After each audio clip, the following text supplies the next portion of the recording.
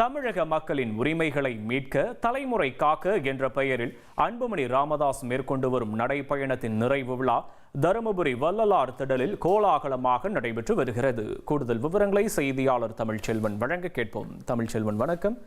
விவரங்களை பதிவு பண்ணலாம். தமிழ்ச்செல்வன்.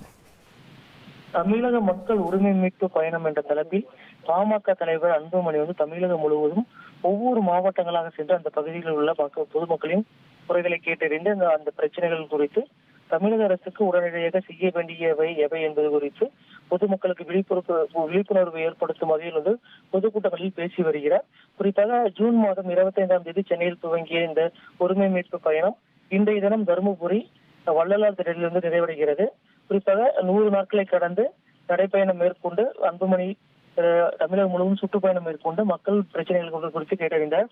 குறிப்பாக ஒவ்வொரு மாவட்டங்களிலும் முக்கிய பிரச்சனைகள் குறித்து அந்த மக்களிடம் விரிவாக எடுத்துரைத்து அதற்கு தீர்வு எவ்வாறு காண வேண்டும் என்பது குறித்தும் விளக்கங்கள் அளித்தார். இது மட்டும் இல்லாமல் சமூக நீதி, பெண்கள் பாதுகாப்பு, வேலைவாய்ப்பு, விவசாய பாதுகாப்பு உள்ளிட்ட 10 அம்ச கோரிக்கைகளை வலியுறுத்தி இந்த நடைப்பயணத்தில் பல்வேறு வலியுறுத்தல்கள் வழங்கப்பட்டது.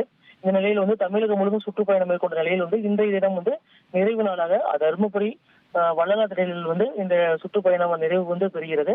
இதில் முக்கிய குறிப்பாக தமிழகம் முழுவதும் சுற்றுப்பயணம் மேற்கொண்ட நிலையில் தமிழகம் முழுவதும் உள்ள மக்களின் பிரச்சனைகள் குறித்தும் அதற்கு என்ன நடவடிக்கைகள் எடுக்கலாம் என்பது குறித்தும் இன்றைய தினம் பொதுக்கூட்டத்தில் அவர் பேச இருக்கிறார். விவரங்களுக்கு நன்றி தமிழ்ச்செல்வன்.